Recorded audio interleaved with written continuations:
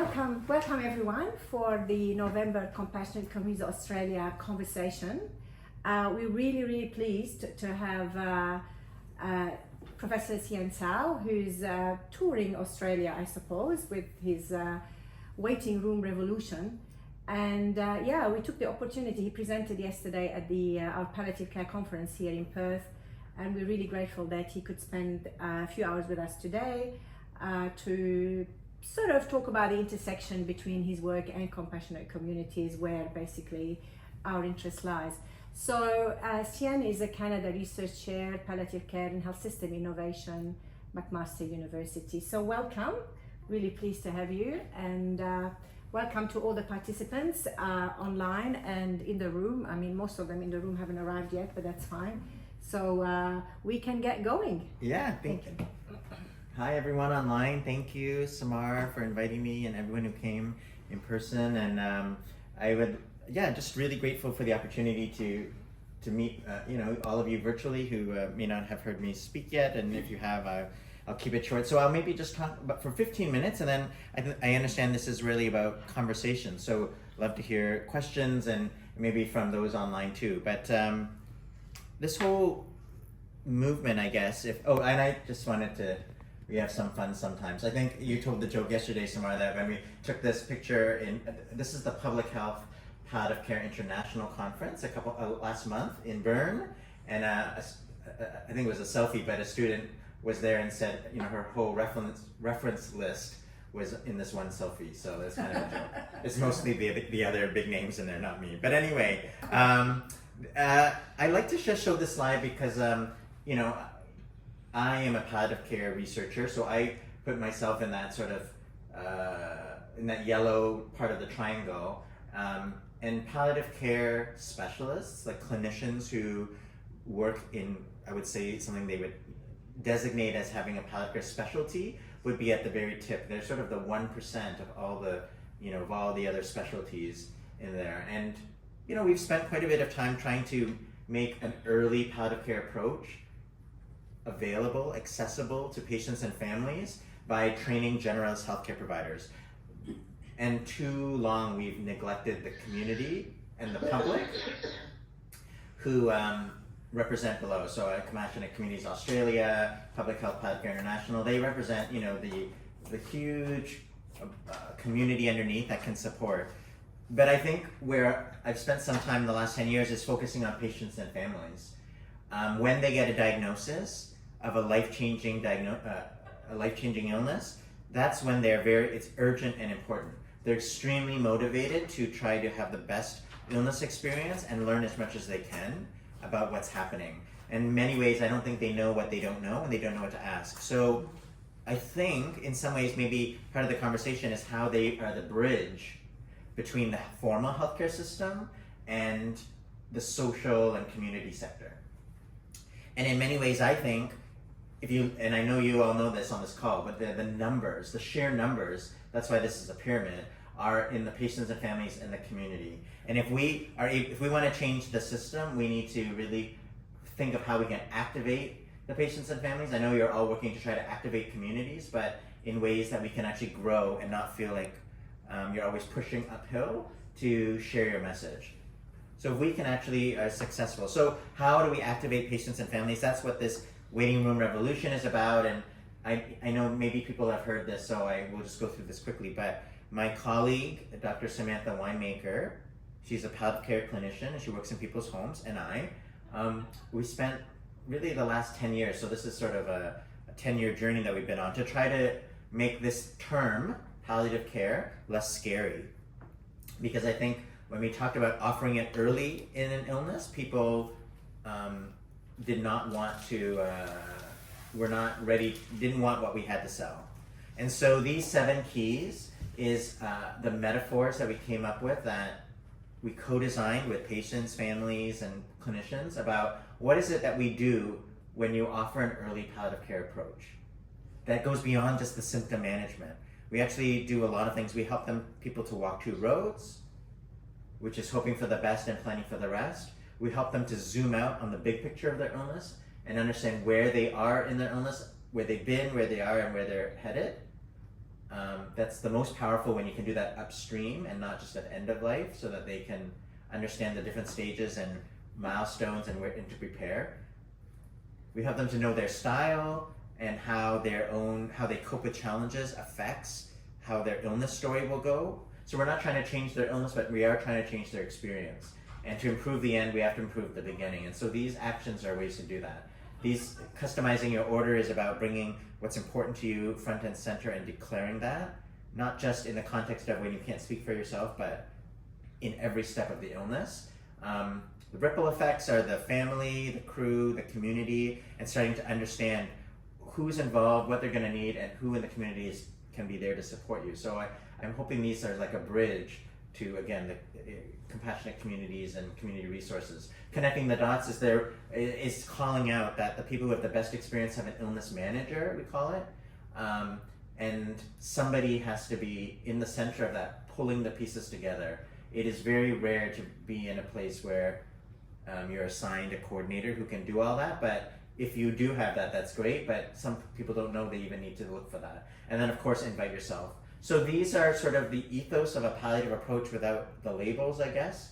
And the key is that we're trying to, I think this is the slide, we're trying to teach people to, in safe, acceptable language, hopeful language, that's patient-led, it's actionable, and it's upstream. And I think this is what we were trying to do with our waiting revolution. This is what a compassionate community does though too. It meets people where they're at with language that they want.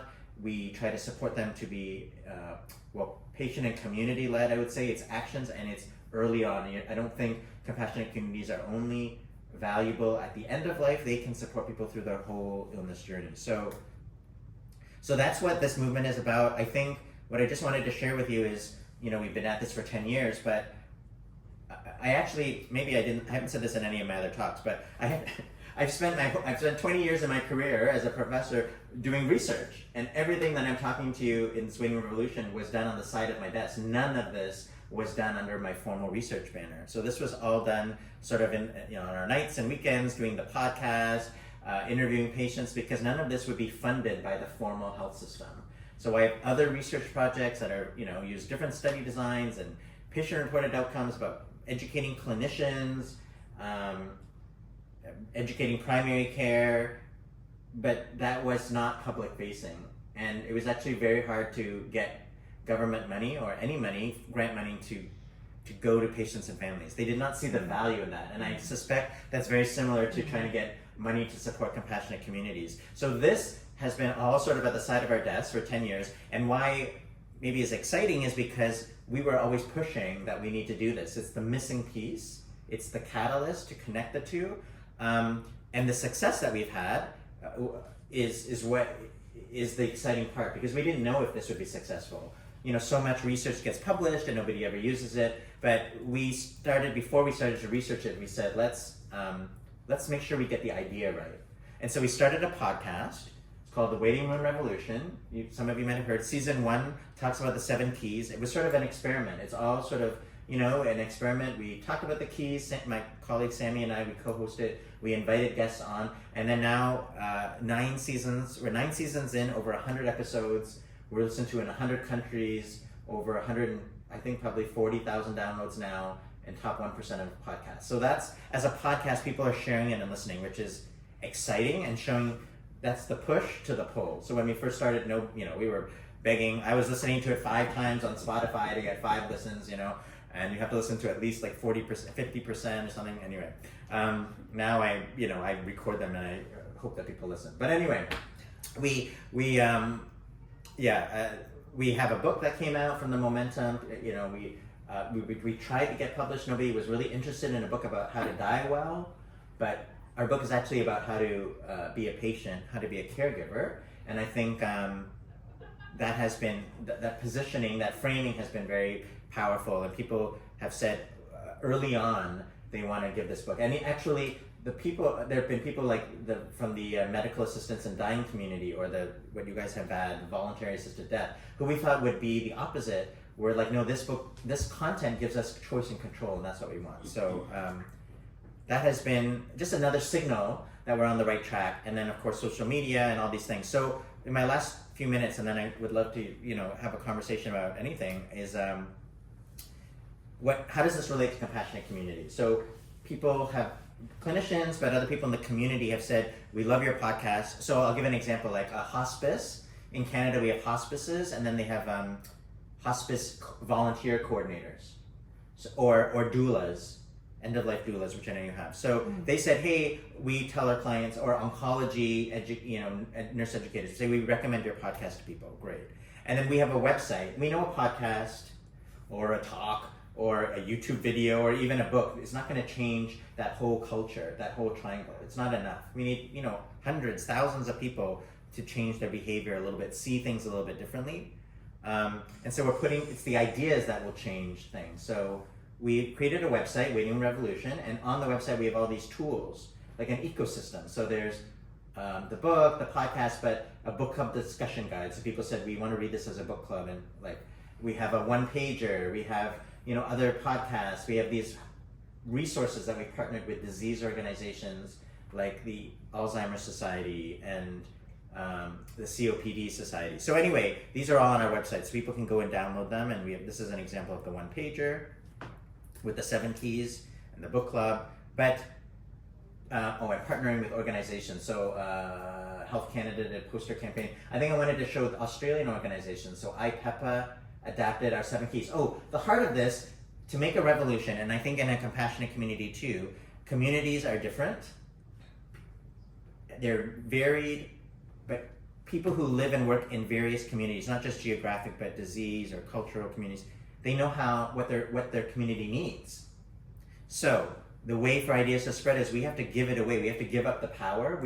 These are just ideas, these 7 keys, and people have to take them and adapt them and use them and modify them to what works for their communities. So we know this, and we've been trying to give away our stuff or help to support others to take it and use it. That's the revolution, and that's what we're doing. So these are examples of that. So IPEPA took our 7 keys and adapted some of the metaphors. They kept most of them the same, but they adapted a few. We did a poster campaign with Health Canada, 3 questions to ask your provider, Palliative Care Tasmania, like that, and they took everything the same. They just changed, the image of the people. These are real patients, and so those are real Tasmanians who are there. And they were, they had to sign a memorandum of agreement because it's Health Canada funded it. But we were like, they asked us, and we said, of course, like make it useful. So I think Tasmania did that. And then Palliative Care Western Australia redid their caregiver book, which I just saw. And so they put in a couple chapters here of just introducing this because they found the language of Hope for the Best, Plan for the Rest was less scary for people, so that they would find some of the resources sooner. So that's the positioning. It is not to replace what we do as specialist palliative care or providers. It's trying to meet people upstream so they're not they're more knowledgeable, aware, activated, and then when they meet us, if they're lucky enough to meet us, hopefully they seek us out earlier, but they haven't had such a in the dark experience. Okay, last but not least, we did these roadmaps with Alzheimer's Association, for example. All of these things are just trying to partner, trying to find different ways for people to find this information and adapting our content for different users. But one of the most exciting things that is coming up, this is the last thing I wanted to say, is that I think is the most relevant for compassionate communities, because we've met the people who have read the book said we started our own book club, and that gave us the idea and said we wish there was a workbook that helps us to take the content and answer. We given a lot of talks, we got a lot of the same questions. So we have a workbook, it's coming out. We just finalized it, it's being designed right now, and the fastest way is to get it direct to print. Anyway, bottom line is it will be available in all online bookstores. We submitted in, I think, January, but it takes some time before it gets onto Amazon or wherever you buy your books, but online. But I'm sure it will be out by April 2nd, which in Canada coincides with National Caregiver Day. So we'll be doing stuff there. But in the workbook, it was written as a companion to the book with exercises in it. And so this is an example of an exercise. So when we say we want people to learn how to zoom out and learn the big picture of their illness, the workbook coaches them into, here are 5 questions you could ask your clinician. Where am I now in the big picture of my illness? What can I do now to be as well as possible? What are signs of this illness worsening? What are important things to prepare for next? And what organizations and resources can support us? So asking questions like that might be, well, Compassionate Communities Australia or whatever, if the clinicians answer that because they don't have all the answers, or Alzheimer's Association or this and that, these are ways that people can start to get information earlier and get connected to their compassionate communities and organizational supports earlier. Because information is power, is what we believe. In fact, that's probably the only thing, the biggest thing they can control is the amount of information they have and how aware they are, and then they can start to build their own team, I guess. So with the workbook, we want to have a workshop in a box, which means we will have, like, it's for facilitators, it's for community educators. So that we will have a facilitator guide, slides, some agenda, advertising, evaluation. I think it's very simple, that you can take and modify and adapt. You may not use the slides, you can change the slides, does not matter. We just wanted to make it as easy as possible for people to say, hey, we think we could basically offer community education. And maybe you'll take out just the customize your order section, because that connects to advanced care planning a little bit. But I think it's actually broader than advanced care planning, which feels it's very confusing what that is to the public, I think. But how to customize your order, how to get family-centered care, how to have the best illness experience. They get that and they want that. So the workshop in the box will be available at the same time that the workbook will be available. And this is how we hope, Sammy and I hope, because we're very tired after 10 years. No, I'm kidding. We are tired, but this is not funded. Whenever we do this, she's always like, she sees patients, and I have my research projects. But we know even if we accept every invitation, it's not enough. We can't be the only people saying this. Yeah. We need to empower others who know their community best. I hope all of you on the call may have ideas of how you can take the workshop in a box, use the workbook in the book, and add in your own materials so that and we'll learn together. But this is our vision. So we have a map project, which I saw the Compassionate Communities Australia website with all the communities. I was like, we need to do that with ours. So we're thinking of just sort of the idea of community educators from around the world coming together, sharing how they do it, whether it's in motor neuron disease, whether it's in Alzheimer's, whether it's in cancer, and how they can, what works, what doesn't, and help each other, because we don't all need to reinvent the wheel. We can share resources, tips, tools, and build a community of how we can meet patients and families upstream. Oh my gosh, I'm talking so long. Okay, a last slide is, everyone is part of the revolution. Like, it really is it's not about a book, it's not about a podcast, it's not about me and Sammy, it's about being able to change the patient and family experience. And I think, as I listen to Samar, it's the same idea. Like, this isn't unique to Western Australia. Like, the Navigator program or Connectors program, that could be in every community. There's no reason, there's nothing magical about that. It's just the commitment, the will, the passion, and people will do it if they feel like that's worthwhile doing. So there are many ways to be involved in this idea of reclaiming person-centered care. We're creating one of the opportunities, a program that we think that has shown to get interest from patients and families early on, but there are many other programs like the Connectors that I think, and other things. And I know Compassionate Communities form, and they're always like, it'd be so great if we had some key core programs that we know work, that can be the start, the catalyst, so that we're not sort of just volunteers coming together and doing death cafes. That's one program, but Connectors could be a program that's very hands-on. Ours is sort of an education, get activated, but there might be others. So I'm hoping that, we can have a conversation. I'll take down my slides, but that's just the QR code to some of our free resources at our website. Oh, and if you sign up to our newsletter, which is waitingroomrevolution.com, and the QR code takes you to a link tree, but we're gonna send an early copy, an advanced copy of our workbook to everybody on our listserv in the new year. So hopefully you'll get to see it and start to, before you can purchase it or whatever, you will start to imagine what the content is. So there, I'm gonna take my slides down so we can see each other better, I think, and love to have a conversation. Yeah, wonderful. Thanks a lot, Hsien. Look, have you heard that the best research is the one that's not funded or very poorly funded? There you go. Well, you get a lot more no's. You get a lot more no's before you get a yes. I know that's for sure. And I totally get the exhaustion of having to go around for 10 years promoting that. So yeah, we just need more champions Yeah. for anything that works for their communities, basically, because they know better their communities. So that you can relax a little bit. You've been like on the go for so long, and we get it. It's like, again, with the compassionate communities, it'd be nice to have more and more people involved if this is what they believe in, Yeah. and they think it's useful for their communities.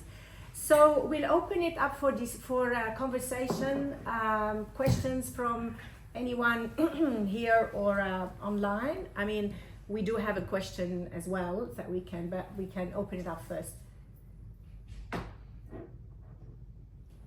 Are you guys able to unmute? We're in this new fancy room, so I don't know.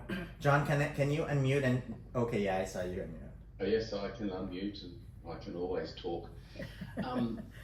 Thank you, Hsien. That's, as always, inspiring information. And I remember the first time I heard you speak of this. I think the fact that you said we can't be the only ones saying this, and I think that's a statement of vision and intent.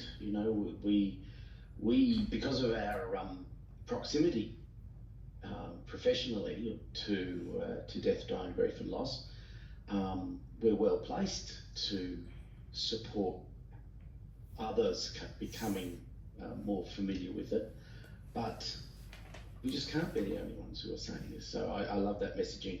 The other thing I like about this work is that it's adaptable, and that I think there's a risk, that we could develop a package that just says, "Have I got a deal for you?" and here it is.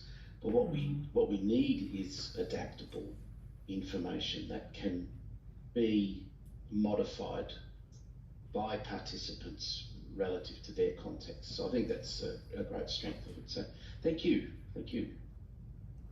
Great. We had Saskia, her hands up. I live in a village in the Northern Rivers, northern New South Wales. We have a very fast aging population because 2,000 hippies came to our village 50 years ago, and they're all going to die, and we wanted to do things differently. And we bought with the community a cooling place so people can stay at home for a little bit after they die. We wrote a booklet, 145 pages, how to do it yourself with support, about all kinds of things. But now we would love to set up a volunteer group to assist say the professional, but I mean none of the professionals of course can give 24/7 support. They actually rush in and rush out. But it's like a labyrinth to find out how to set up something, and the liability and insurance and this and that. How can we learn from you? How can we use what you already have learned and practiced and experienced? Okay. Thank you, Saskia. Maybe I'll answer, but I think there's also a question for Compassion Communities Australia. So I think the heart of our message, or one of the key things, is to improve the end, we have to improve the beginning. And even if you don't have a life-changing diagnosis, but you're getting older and getting frail, or you get just aging in general, there are patterns to what that looks like. And I suspect I learned this from Compassionate Communities, instead of thinking that as a negative, that's a strength. Your whole community is going through this together. There's a lot of shared knowledge, experience, and shared goals, because you're going through this together, as opposed to that as a deficit. That's a strength.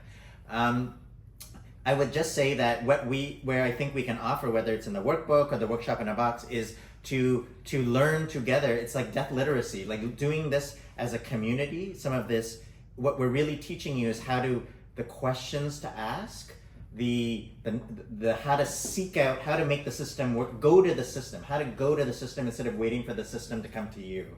We're coaching patients and families how to be like smart consumers, so that they can ask the right questions, get the setup. And frankly, once you've seen it a few times for a few people, you'll know the patterns of how it works, like who makes deliveries after hours, and who are the good providers who who, you know, can get prepared. And I don't think we're ever going to solve the 24/7, maybe, but at least you can be prepared of what to do, and make plans for if there's only 9 to 5 coverage or 9 to 8 coverage, what do we do? I think that's what, and who can support after. That's what I think this is doing. Because at the end of the day, there are some solutions, and I haven't met any system that can provide 24/7 for very, very long periods of time. And most people don't need that. So it is about knowing what the system can offer and then trying to fill in what does that mean if for what it doesn't meet, and looking to community for that. So I just wanted to share with the Southwest Compassionate Communities Network what we're hoping to do next year is we're going to have a month-long installation at one of our local government museums, and it's all about home-based death care. And we actually want to show the rooms, like the caring room, the point of death, soon after death room, and then, you know, the community gathering room, you know, in remembrance room, and actually build up our collective knowledge, like you're saying there, in terms of what do we know and how do we support this in our community currently, but how can we do this better? And we'll be inviting in our formal services to be part of that conversation. So there will be an education overlay, but we'll also be drawing in our artists. And I know that in Northern Rivers, you have so many fantastic people who are already doing all of that work, but it's a way of amplifying it beyond that smaller group to a bigger group. And for us, it's about putting it in a place which is more public and open, and that to be able to get those that perhaps wouldn't normally necessarily seek it out, or would only seek it out at the time of intense need, which is usually when you don't have enough resource to be able to absorb all of that opportunity. But so for us, that's going to be one way that we're hoping, in part of our Compassionate Communities group, to just start making it a little bit more real, beyond the written word on the page, because I think education too needs to be, we know from the research, if you've had the experience, you're more likely to lean in again, and the concept of reading something but actually doing it or participating in something helps us move closer towards where we perhaps are able to be a better companion on that path. I have something to add there that can lead in from what Julianne just said, and that is one of the things to think about on an individual level or a small group level is to think about someone who is dying at home or has a chronic illness and needs support. That person often is connected, not always, but connected to a whole system of resources, informal resources through neighbours, family, friends, etc. And so if we engage with those people and are able to summon support from them, it means a little bit from each person, and it also means that each of those people then have the experience and then are more equipped and able to move on and share it with somebody else in the community, or make it part of their plan for themselves as well and talk to their network. So think about, if you come across someone in that situation, mapping literally who are they connected to, who's been helpful in the past, or who else in the network knows someone who would step in. And so that's at that very level when the situation requires support, to call it in. And as Julianne said, when people actually experience it, they're more likely then to be able to make use of it and do it and replicate it a number of times. And there are platforms you can use to help you with that. One you might like to explore, Gather My Crew, for instance, which is a free app that a group of people can use to support that. Thanks, Shane. I just want to play the devil's advocates here. Yeah, please. So I sort of looked at the 7, keys. And where I see the community can make a difference is a ripple effect, right? But it's so person-centered care in all the talk you've done, and in compassionate communities we talk about network-centered care, hence why, coming from what Shane. And also there's a lot of death literacy and grief literacy, where mainly this model is about health literacy, because you started by saying they don't want to talk about their death, and it's very important for them to know from the diagnosis all the information and the journey and everything. So at what stage death literacy, grief literacy comes into the equation? Because if they're all terminally ill people, they're going to get to that stage. So it's all great to be positive and knowing all that stuff, which is so important for their journey. And this is where the intersection with compassionate community is still not clear to me, because we are about network-centered care, we're about also death literacy and grief literacy. I'm not sure I have all the answers, but I will say that I think when we're very early on in an illness, and that could be, early onset dementia, or just think, in the months after an illness, people are thinking about treatment. They don't want to hear the word palliative care. So this is where we're positioning our work. But even in stage 4 pancreatic cancer or prostate cancer, it's like a 5-year life expectancy, really. Yeah. So I think if we're using language like, one of the two in order to connect the dots, I think one of our things is like activate your village or something. Like we start to help them to learn the job description of what it means to be a caregiver, and then we say, here are the tasks. What can you do? What are you going to need help with? That kind of stuff. So that's where we go, who can help you? So in a way, we're trying to build a bridge, I think, or it's a potential bridge to seeking out resources in the community. And I use the word seeking out resources in the community because I don't know if we need to call it compassionate communities. I do think there's definitely a value to the compassionate communities, but like things like food banks, things like I don't know, or mental health, like safe injection sites. Those are things that is part of a compassionate community in a way. Yeah. They're all connected, right? So it's just people might define it differently. So that's all. But I think it isn't just volunteers who do death cafes. It can be as broad. It's anyone who's helping anyone who has a health issue. That's what I think. But anyway, so I think when we activate patients and families to know that they need to take charge, or if they're more activated, or if somebody on their team is more activated, they're gonna have better outcomes. Then they start, once that light bulb turns on, then they start going, who can help me? Because we're basically telling them that they don't have to just go in through the journey with their blinkers on. There's a lot of information to be had, and there are people who can walk this journey with you. So I think it's a bridge to compassionate communities, and I think in essence, that is a palliative approach, leaching it out with labels. And then there is a point where they will start to meet people about palliative care. It will be less scary. The bridge, the step between where they are and this term palliative care will not be so scary, because they'll already know what person family centered care, they'll already be getting it. They're more likely, I think it will be a smaller step. There might be still some confusion and some education, but it's not so scary. We're not meeting them so late. And I think in a way, I don't think we're doing death literacy, but we are helping them very early on to understand that their illness will progress. And when that happens, that feeling of this is going to progress, it is a journey, that is to me, there has a lot of overlap with death literacy, yes. I think. We're helping them know they need the skills, the experience, the actions, and to seek out things. Because I think that's the biggest gap. That's why the title is Hope for the Best Plan for the Rest, because the biggest gap was people not realizing there's a progression and thinking everything's going to be the same, and then suddenly being like, oh, you mean dialysis isn't curing me? Like, I don't understand. Mm-hmm. So when the idea of progression helps everyone, including grief.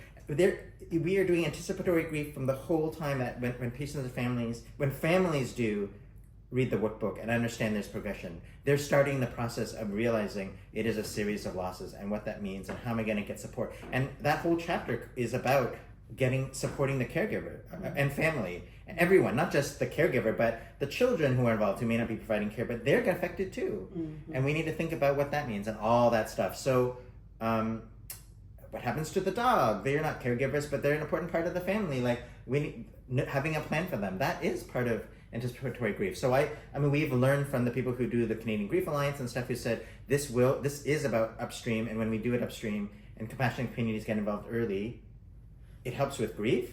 But I'm not sure, I don't think I know enough to say like this is how it directly connects, but I feel like there's so much overlap. Thanks, Yvonne, for your comment online. I'm just going to read out the chat. Yeah. It says, hi, thanks so much. I am in Sydney, but unable to unmute given the office that I'm in. I became a national champion for Palliative Care Australia over a year ago as a result of lived experience when my mother passed away 5 years ago, and I was completely deaf illiterate. I'm very keen to do some training to do more as a community advocate in this space and wonder when this will be available. April 2nd. That's when we put it out. April 2nd, Yeah. National Caregiver Day. The book, the online workshop book might be available sooner, but the workshop in a box, we're committing to April 2nd to get everything organized. And of course, the book is available now, however, wherever you get books. And second question, also at a practical level, in your experience, has it been difficult to persuade palliative care doctors to accept this kind of patient-centered care? So I think I'm not sure I understand the question. The palliative care clinicians already do family-centered care. Like that is, they live, breathe, like it's in every fiber of their being.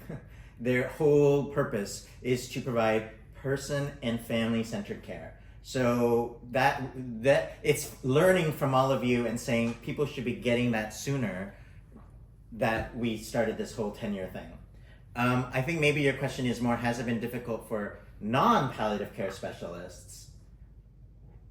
Well, non-palliative care specialists like your family physician and oncologist to understand this, because I think they're stuck in a system where they haven't been role modeled how to communicate in person-centered way. They haven't been role modeled how to include the family in decision making. They haven't been taught in medical school how to help people talk about the natural illness progression, and they definitely have no training in connecting with communities and resources and working with community partners, which is, to your point, Samar, fundamental to changing the experience. So I think that has been a challenge. However, where we have found a small nugget of hope is the idea that the people who work in this family-centered care have relational care, and that is nourishing for their medical soul, I guess. They find joy, and that's why volunteers do it, and they like doing it, and actually they benefit too, because it's not just the clients who benefit, but volunteers have health benefits and others. So that's the hook, and I think that's so desperately needed in an overworked and transactional healthcare system, is finding ways to get the relational care. So that's what we hope, some of these keys, simple ways to role model, and of course we have some more in-depth programs that we're testing, and there are other people who are doing that, but it is a push-pull, and I think the only way we're going to get clinicians to do something different is if patients and families do something different, and force them to do it. That bottom-up approach. Has to do that. Great. Any other questions from? Yvonne had also said, P.S. I am an executive leadership coach in my day job, and I use conversational intelligence pioneered by Judith Glazer. I think some of these methods would be helpful in having difficult conversations around death and dying. And sadly, I did not have that experience with the palliative care doctors and team. So could have different cultures here in Canada, right? Sure, absolutely. Maybe. Yeah. I just have a comment I'd like to throw out and hear what Hsien thinks of it, and that is looking at person-centred and community-centred, and thinking changing it to person-centred and community engagement. Because I'm wondering, I'm just putting that there. It just feels that I get stronger pictures about what that looks like. Yeah, great question. I think the clearest way that I thought of this is person and family-centered care, because that is what the patients and families want. And I think to achieve that, we need strong community, you use the word engagement, but I don't know, a collaboration, co-design, I don't know what the right word is. But the way to achieve that must be with community. Because that's the triangle, that's the upside, flipping the triangle. It's not through changing the health system, because there's not enough people in the health system and they're already overworked. So I'm happy to think of is it person and community, we have to strengthen both, but I don't know. And I wonder if this is sort of like an inside baseball. Is that people like us would define and keep changing? Is it community engagement? Is it community collaboration? Is it a community empowerment? Capacity building? It's all of those things. But at the end of the day, patients' families don't understand what that means, and they don't care.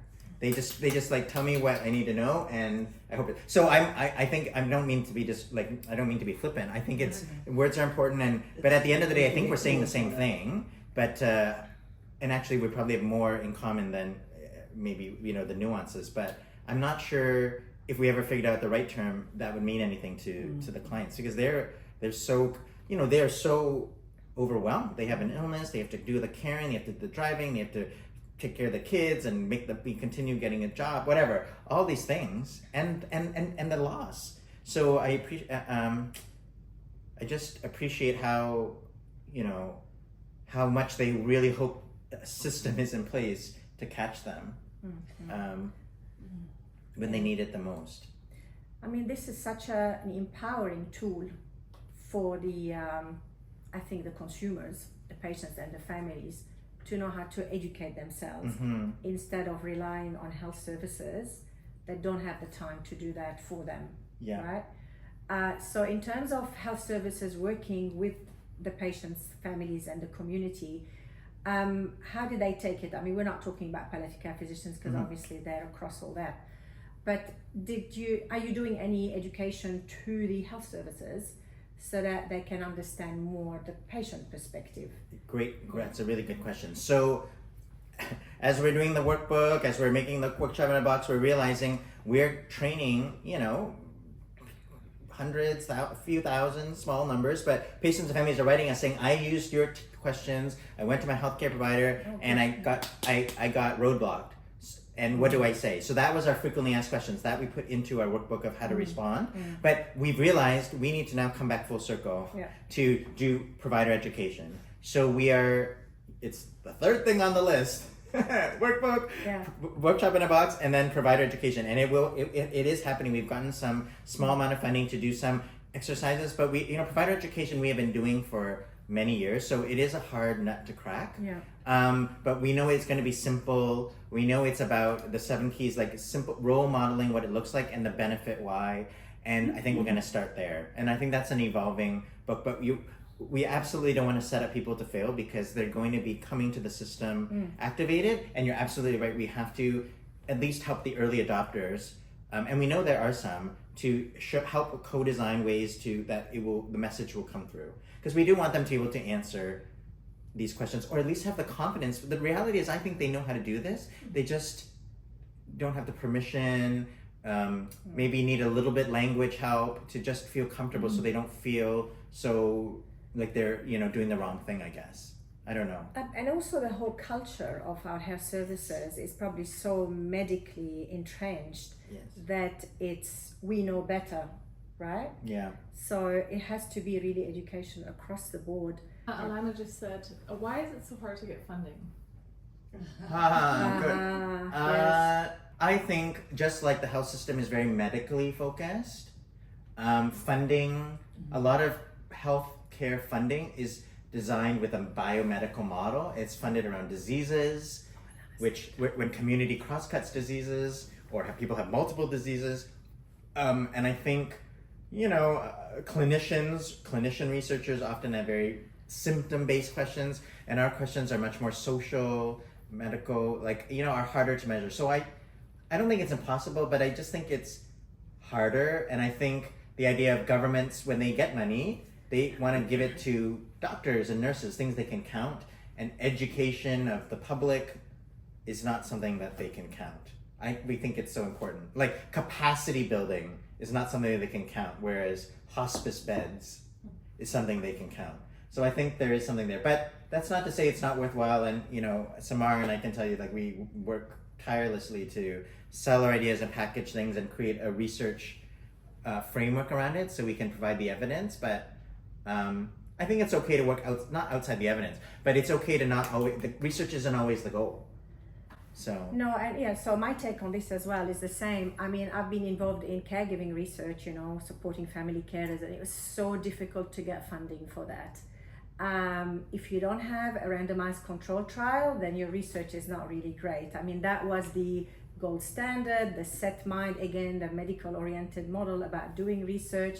And with the community, that's not the kind of methodology you can use for anything to do with patients and carers and the community. So that's why it's sort of, we haven't been getting funding since we started, but now it's flowing because we made the point and we are showing the evidence using different methodologies, basically. And I think that has been at the center to why we got delays in receiving funding. And I think slowly the funding organizations, the politicians, the government have realized if the community is not on board, then anything they're going to come up with is not going to be taken up. So it's like there's a lag there between we as researchers, community members, we're trying to push through and to get the message across. So yes, it's always been an underfunded research program, anything to do with the community. And hence, again, look what you've done. You push through it because it's so many. And once you do it, everybody jumps on board then, you know? Right? Oh yeah, no, it's great because when they see the community taking it, then it's a great idea and they want some kudos out of it too.